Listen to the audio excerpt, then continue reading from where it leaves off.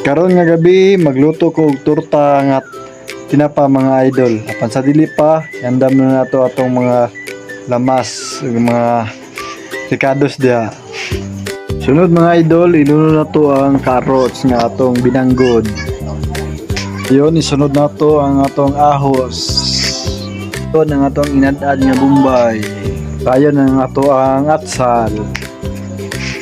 Mga idol, ang ato ang tinapa nga halang mga idol. Duha na kabuok mga idol.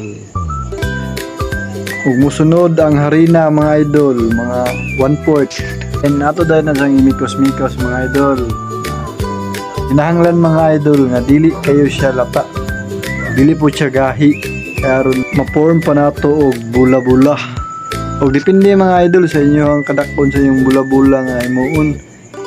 Isa ako mga idol, ngani kadako mga idol oh.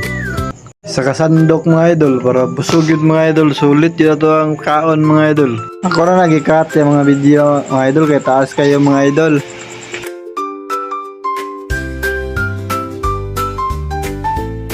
O karon luto na ito ang tortang tinapa mga idol. Ato na nasang haunon mga idol.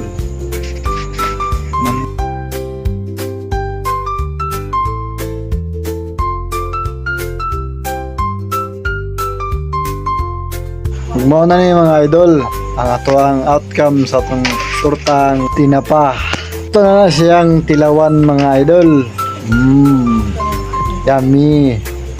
May kayo. Na siya mga idol, pero dili na siya mahimok kung wala na iparis mga idol. Salamat sa inyong pagtanaw sa video mga idol. Pwede ko kapangayog like ug share mga idol. Salamat.